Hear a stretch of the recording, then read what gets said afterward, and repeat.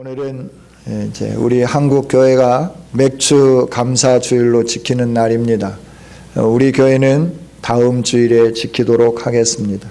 우리가 지난 주일에 광고를 했어야 되는데 광고를 드리지 못해서 다음 주일에 지키도록 하겠습니다. 우리가 맥주 감사절을 지키고 추수감사 주일을 지킬 때마다 사람들은 이런 생각을 하기도 할 것 같습니다. 오늘 우리는 도시에 살기에 농사를 짓지 않는데 이 감사의 절기를 지켜야 하느냐라고 하는 질문, 의구심 이런 걸 가질 수도 있다 하는 겁니다.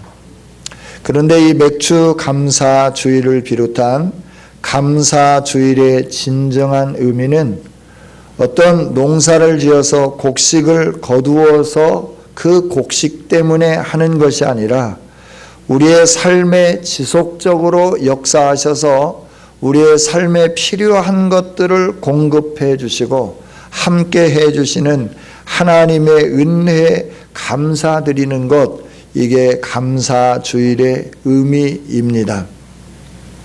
즉 보리를 거두어서 맥주절을 지키는 것이 아니라 우리로 하여금 지금까지 우리가 태어나서 이 세상에 사는 동안, 아니 짧게 2014년을 돌아다 보면서 1월부터 6월까지 반년 동안 나의 일, 나의 산업의 현장, 나의 직장을 통하여서 내 삶에, 가정의 삶에, 자녀들의 삶에 필요한 무엇인가를 얻을 수 있도록 하신 그 은혜에 감사드리면서 이 감사절을 지키는 거다 하는 겁니다.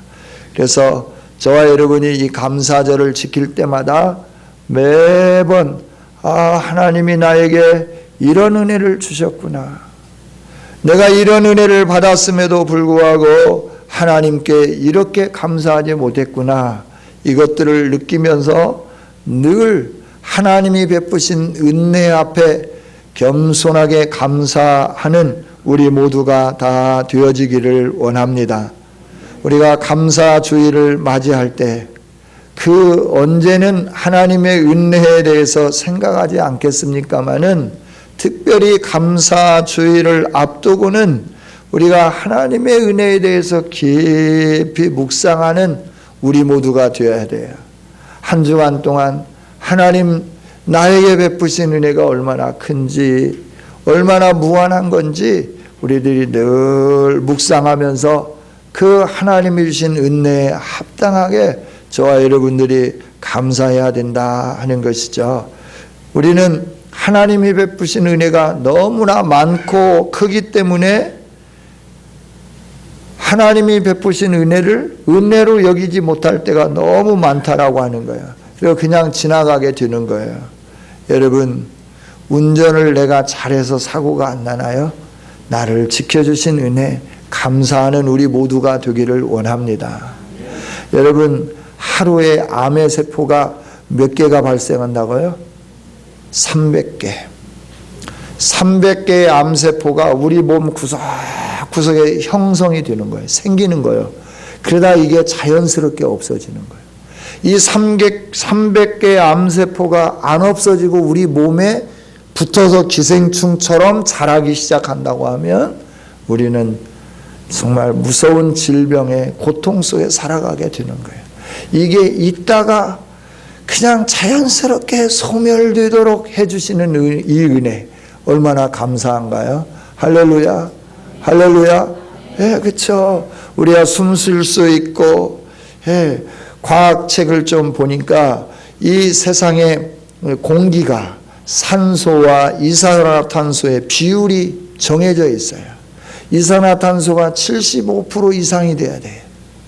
그리고 산소는 22%에서 24% 사이가 돼야 돼. 이보다 산소가 더 많으면 우리가 더 좋을 것 같은데 생명이 살 수가 없어요. 이산화탄소 비율이 75%를 넘어가면 우리가 살 수 없게 되는 거예요. 여러분, 하나님은 이 공기의 비율도 얼마나 정확하게 맞춰 놓으셨는지 몰라요. 우리가 충분하게 산소를 들이마시고 매 순간마다 이산화탄소를 밖으로 분출해내지만 이 산소가 모자라지 않도록 모든 자정 능력을 통하여 우리의 생명을 지켜주시는 이 은혜 얼마나 감사한가요? 할렐루야. 네, 인구가 늘어났잖아요. 옛날에 비해서. 그리고 계속해서 자동차 매연이 나오고 일산화탄소가 나오고 우리가 계속해서 가축 수도 늘어나고 인구도 늘어나고 그래서 산소를 호흡하고 들이마시고 이산화탄소를 배출하는 그 양이 많이 늘어났음에도 불구하고 하나님은 이 조절 능력을 가지고 세상에 처음에 창조하시면서 산소는 이만큼 비율로 존재해라. 이산화탄소는 이만큼의 비율로 존재해라. 딱 명령을 해 놓으시니까 그 명령에 따라 우리가 알 수 없지만 산소와 이산화탄소의 비율이 적정해 가지고 우리로 하여금 언제든지 어디서든지 호흡하면서 건강을 유지할 수 있도록 은혜를 주셨다는 거예요. 이게 하나님의 은혜예요. 할렐루야. 할렐루야. 야, 정말 이 하나님이 우리에게 주신 은혜 하나하나를 생각해보고 따져보면 얼마나 감사한지 몰라요. 얼마나 감사한지 몰라요. 정말 감사하고 감사할 수밖에 없죠. 그런데 너무나 많아서 발 한 걸음 옮길 때마다 하나님의 은혜이기 때문에 이게 우리가 잊고 살고 모르고 살고 하나님 뭔 은혜를 주셨습니까? 이러면서 우리가 하나님께 따지기도 하고 묻기도 하고 이러는 삶을 살기도 하지 않나 생각을 해봐요. 여러분, 한 젊은이가 있었습니다. 이 한 젊은이가 뜨거운 햇볕이 내리쬐는 무더운 그 어느 날 길을 걸어가고 있었습니다. 그래서 그 길을 가기 위해서 이 수통에다가 물통에다가 시원한 얼음 냉수를 집어넣어서 그 길을 걸어가는데 너무나 땡볕이 강해서 이거 견딜 수 없다. 길을 가다가 어디 그늘이 없을까? 좀 쉬어갈 곳이 없을까? 그러면서 두리번거리는데 보니까 쉴만한 곳이 딱 보이는 거예요. 울창한 플라타너스가 있는 가지를 들이운 그 나무를 발견하게 된 거예요. 그래서 그리 달려갔어요. 그리고 그 그늘 아래 탁 누웠어요. 시원한 바람이 불어오기 시작하는 거예요. 그래서 살겠다. 이렇게 고마울 때가, 이렇게 나무 그늘이 정말 고마울 때가 있을까? 이러면서 숨을 돌리고 그늘에서 좀 쉬었어요. 땀도 가시고 또 온 몸도 선선해졌어요. 시원해졌어요.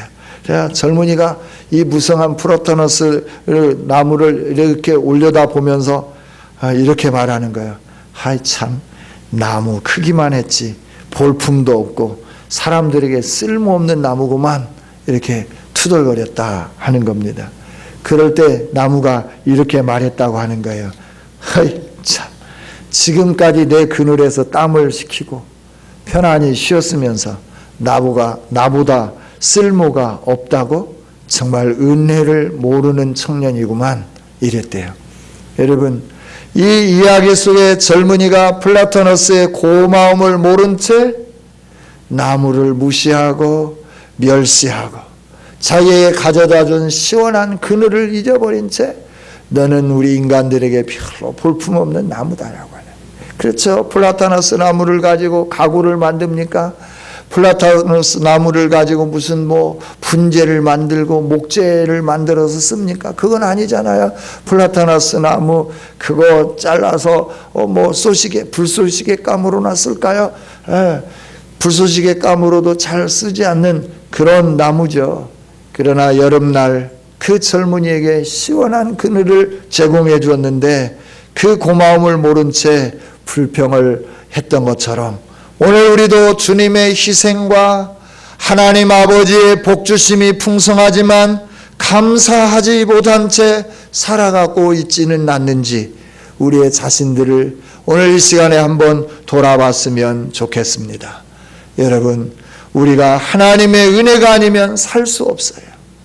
햇빛을 주셔서 살고요, 공기를 주셔서 살고요, 하늘에서 비가 내리게 해주셔서 살고요, 그 비가 내림으로 말미암아 강물이 고여있지 않고 흐르게 해주셔서 바다의 염도가 맞춰지게 해주시고, 그래서 물고기들이, 바다의 물고기도 형성이 되고 해초류도 살게 되고 육지의 민물의 물고기들도 살게 되고, 이러면서 우리의 인생이 행복하고 풍요로운 삶을 살게 해 주셨죠. 여러분이 하나님을 기억하며 감사하십시다. 여러분, 오늘 우리가 맥주 감사절을 말하기 전에 우리가 왜 맥주 감사절을 지켜야 되는지 성경적인 근원을 반드시 살펴봐야 하죠. 성경적인 근원을 보면 오늘 23장에 있는 말씀에서 보면 너희들은 매년 나에게 이 절기를 지켜라 라고 하나님 말씀하시는 거예요. 남자는 반드시 지켜라. 그럼 여자 어린아이는 안 지켜도 되는가? 아니, 하나님의 백성들로 모두가 다 이 절기를 지켜야 된다. 성경은 분명하게 말씀을 해 주시는 것이죠. 맥주절, 초실절과 관계가 있죠. 초실절이라고 하는 것은 유대 달력으로 니산월 14일째 날 저녁, 니산월은 유대 달력으로 1월이에요. 1월, 정월. 그러니까 출애굽한 그 달이 니산월이에요. 그래서 6월절이 언제냐 그러면 그 달 14일 날 저녁에 6월절을 지켰어요. 그리고 15일 아침에 이스라엘 백성들이 해방이 되었어요. 우리도 8월 15일에 해방됐잖아요. 15일은 참 의미가 있는 날인 것 같기도 해요.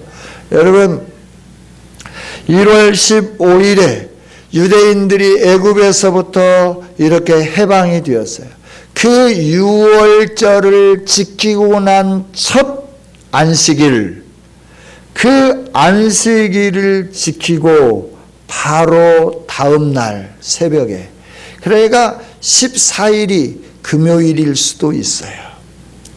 14일이 또 안식일일 수도 있어요. 그러면 그날은 그냥 6월절인 거예요. 안식일이면서 6월절인 거예요. 그러면 그 다음 안식일은 한 주 뒤에 안식일이 되는 거죠. 이 14일 6월절이 월요일일 수 있고 화요일일 수도 있고 요일은 그때그때마다 바뀌어지게 되겠지만, 이 맥주절은 이 6월절을 지키고 난 첫 번째 안식일이 지난 첫날 아침 일찍이 이스라엘 전체를 대표해서 처음 익은 곡식을 베어가지고 와서 성전에서 초실절 처음 거둬들인 열매의 제사를 하나님 앞에 드렸습니다. 이게 초실절입니다. 하나님께서 이 곡식을 거둘 수 있게 해 주셨다고 하는 감사의 의미로 이 초실절을 지키게 하셨습니다. 이 의식을 대표적으로 성전에서 초실절 제사를 드리고 난 다음에야 모든 백성들이 자신들의 밭에 가서 자신들의 곡식을 거둬들이게 드릴 수 있었다 하는 거예요. 그러니까 이 초실절을 드리지 않으면 이스라엘 백성들은 밭에 곡식들이 추수할 낫을 기다리며 휘어져 있어도 추수할 수 없는 거예요. 이 초실절을 드려야만 그 다음부터 자기 밭에 들어가서 그 열매를 거둬들일 수 있게 되었다 하는 것이죠. 이 초실절 열매가 감사의 의미를 담아서 성전에서 하나님이 우리로 하여금 하나님이 주신 땅에서, 하나님이 주신 기업 안에서, 하나님이 주신 직장 안에서 내게 주신 건강과 내게 주신 재능과 내게 주신 모든 것을 다 활용하여 일하게 해 주시고 나의 삶에 필요한 것을 거둘 수 있도록 은혜를 주셨습니다. 이런 의미로 하나님 앞에 드리는 거, 이게 바로 맥주절이고, 이 맥추절이 초실절과 연관되어 있다 하는 것이죠. 이 초실절의 제물로 드려진 곡식은 언제나 보리였습니다. 왜냐하면 보리는 생태적으로 밀과 함께 뿌려도 20일 내지는 한 달 정도 빨리 수확이 되는 거예요, 보리가. 여러분, 과거에 겨울에, 가을에, 가을거지하고 난 다음에 그 보리와 밀을 파종해 보시지 않았습니까? 똑같이 심습니다. 그런데 밀은 늦게 익어요. 보리가 빨리 익는다라고 하는 거예요. 마찬가지입니다. 이 보리는 대한민국에서만 그러는 게 아니라 어느 나라에서든지 밀과 보리의 수확, 수확하는 파종에서부터 수확하는 그 기간이 미리 적어도 20일부터 많게는 30일 정도 더 길다라고 하는 거예요. 그래서 같이 뿌리지만 보리를 먼저 거두게 된 것이죠. 그래서 언제든지 초실절 제물로 드려지는 그 곡식은 보리였다 하는 겁니다. 그래서 보리를 거두어 제사를 드리는 절기, 이게 초실절이죠. 이 초실절의 또 다른 이름이 맥추절이라고 하는 이름입니다. 그래서 맥추절은 초실절이면서 맥추절로서 초실절의 또 다른 이름이라고 하는 것을 여러분들이 기억했으면 좋겠습니다. 결국 모든 이스라엘 백성들이 초실절 제사를 드리는 의미는 이스라엘 전체 공동체에게 하나님이 우리 민족에게 우리를 사랑하셔서 우리에게 하나님이 거주할 수 있는 땅을 주셨고 이 땅에 우리의 그 수고를 통하여 농사를 짓게 하셨는데 그 농사의 처음 열매를 맺게 해주셔서 감사합니다. 하나님께 감사하는 표시로 드리는 첫 열매를 드리는 이 절기가 초실절 맥추절이었다 하는 것이죠. 여러분, 하나님 앞에 이 맥추절을 드린다고 하는 것은 다른 의미가 아니라 바로 이런 의미입니다. 하나님, 나의 삶의 모든 영역을 간섭하여 주시고 보호하여 주시고 인도하여 주셔서 하나님, 내가 여기까지 이르렀습니다. 오늘 내가 여기에 이르렀고 이런 수확을 거뒀고 이런 나의 삶이 되었습니다 하는 것에 대해서 감사하는 실질적인 표현이 담겨져 있는 이 절기, 이게 바로 맥추절, 칠칠절 그리고 초실절이라 하는 겁니다.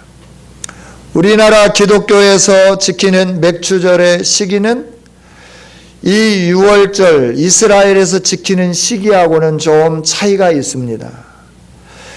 이스라엘의 니산월 15일 지나고 난 그 처음 안식일은 우리로 얘기하면 3월 말에서 4월 달 정도 되는 거예요. 그러니까 유대 나라에서는 이 맥추절을 언제 지키냐 그러면 4월 중순경에 보통 지키게 됩니다. 근데 우리는 7월 첫 주가 맥추감사 주일이에요.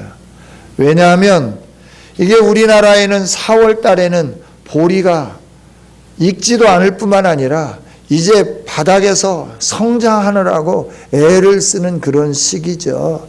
그렇기 때문에 보리가 제대로 패지도 않았는데 우리가 어떻게 처음 익은 거라고 그걸 하나님께 가지고 갈 수 있겠습니까? 그래서 우리나라에 와서 보니까 보리과에 해당되는 것을 거둬들이는 시기가 대개 6월달이더라라고 하는 거예요. 6월달.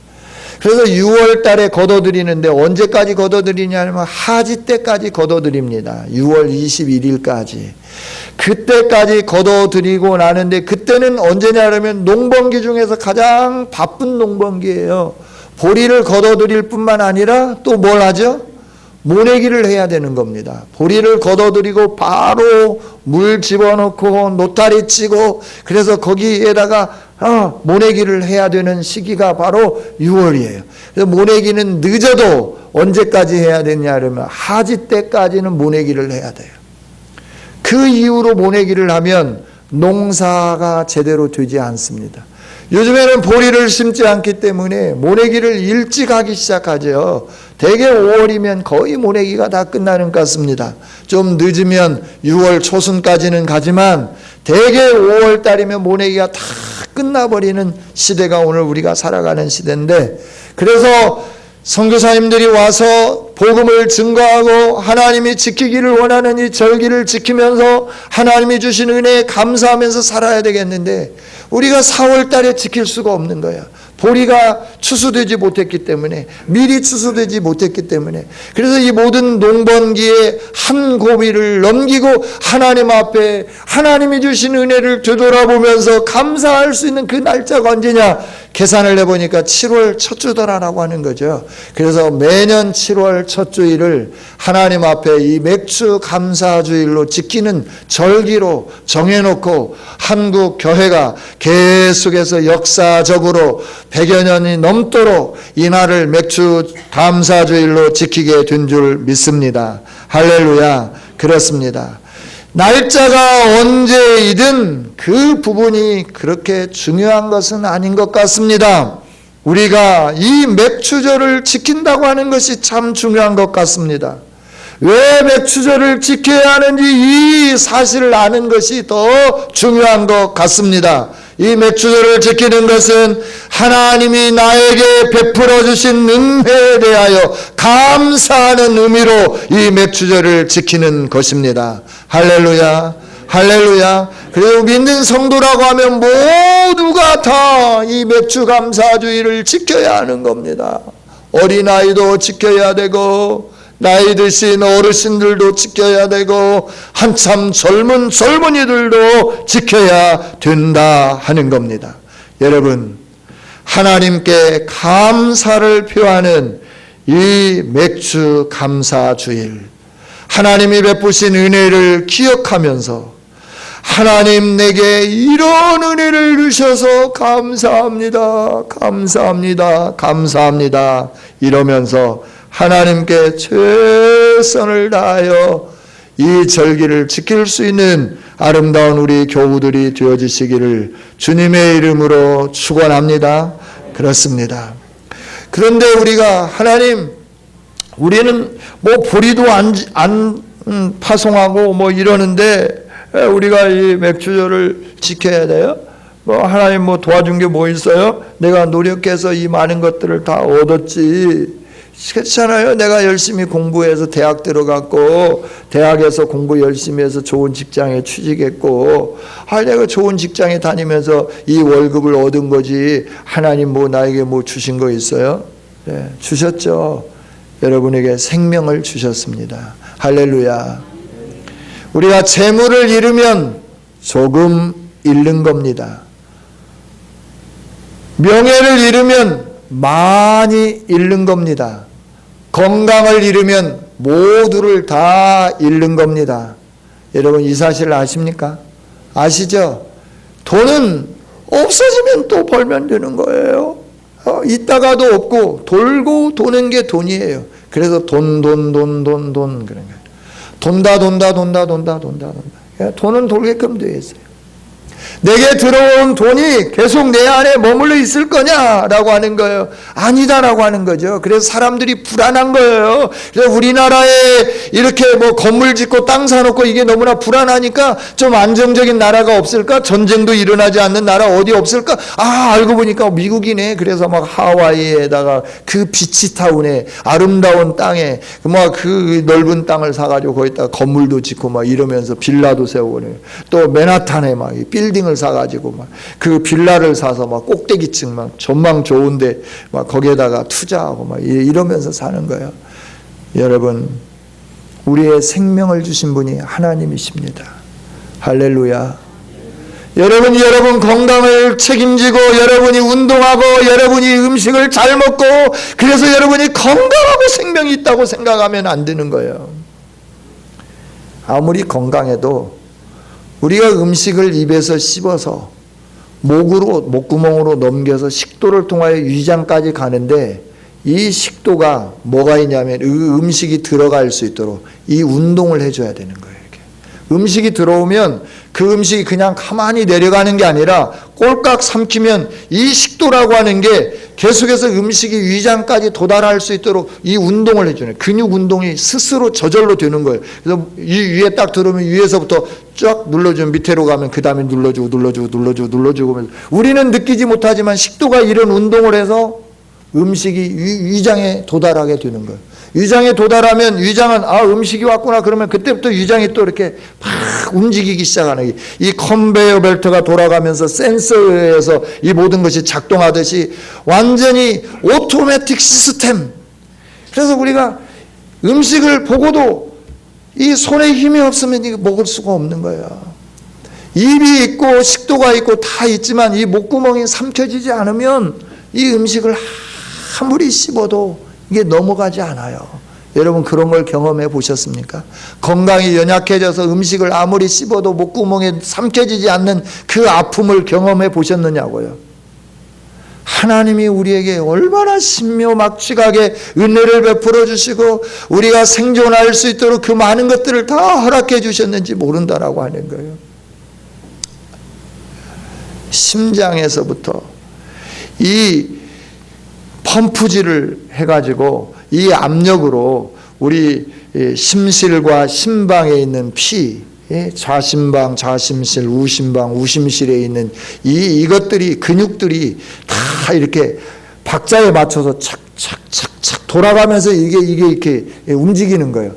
이럴 때 맥이 정확하다라고 하는 거예요. 정맥이에요. 그런데 이 근육이 조금 삐딱했어. 좌심실이 나 운동 안 할래. 그리고 잠깐 쉬었어. 그러면 이 박자가 안 맞아요. 그러면 어떻게 될까요? 심장에 무리가 오는 거예요. 이게 부정맥이에요.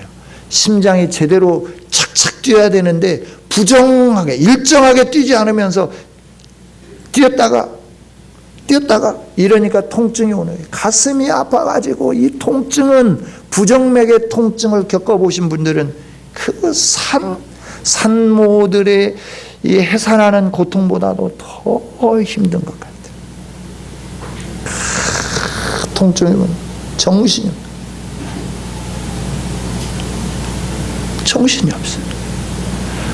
우리에게 이 좌심실, 좌심방, 우심실, 우심방이 정확하게 박자에 맞춰서 그 시간 간격 정확하게 착착착착착착착 움직이게 해주시는 이 은혜.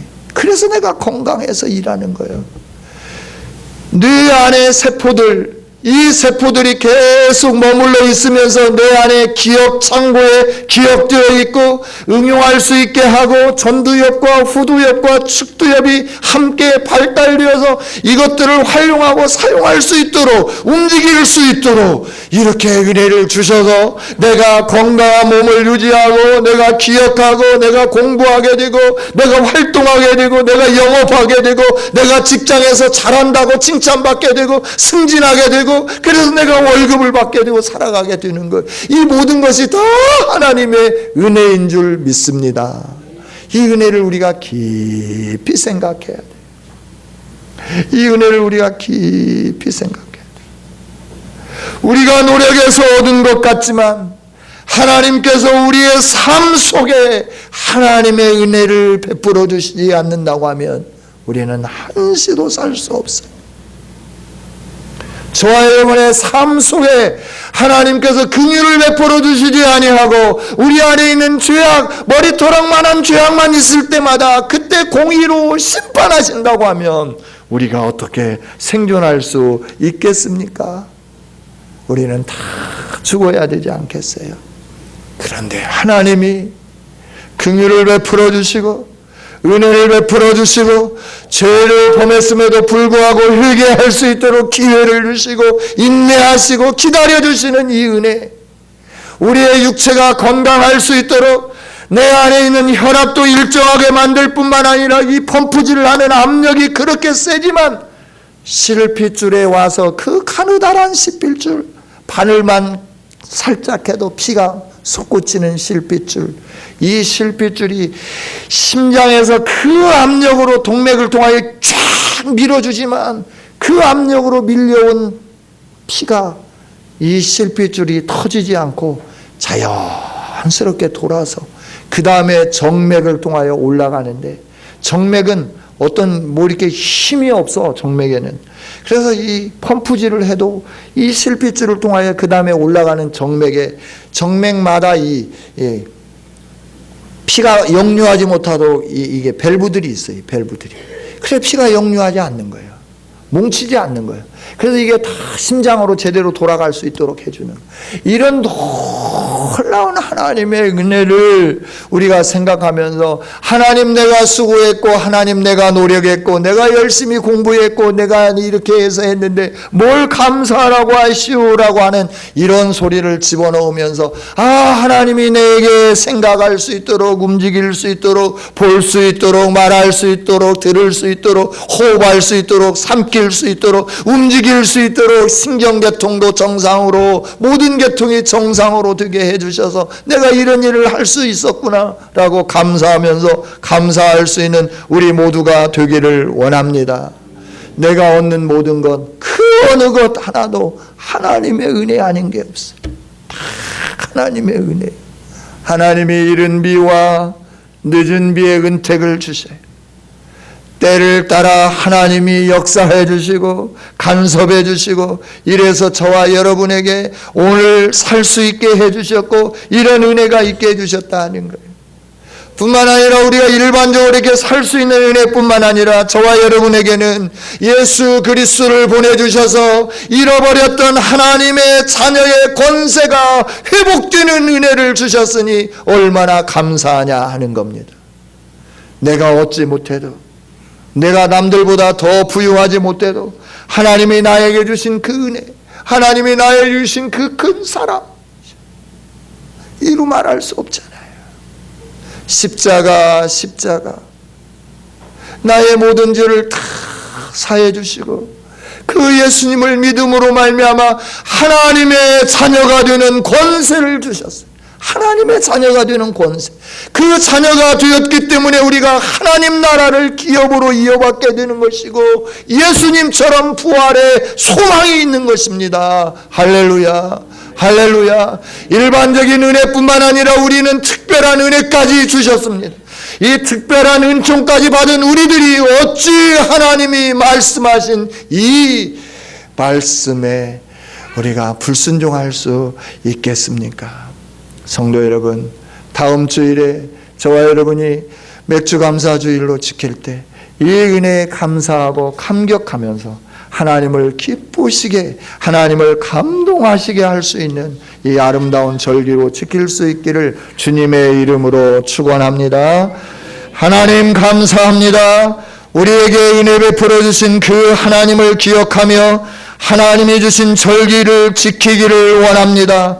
한 주 동안 기도하며 하나님이 베푸신 은혜를 상고하며 아버지 하나님 감사함으로 이 절기를 지키기를 원하옵나니 주여 우리에게 은혜를 베풀어 주시고 하나님이 베푸신 은혜를 알게 해 주시고 하나님의 명령을 따라 감사함으로 이 절기를 하나님 기쁘시게 해드리는 절기로 드릴 수 있도록 은혜 위에 은혜를 덧입혀 주시옵소서.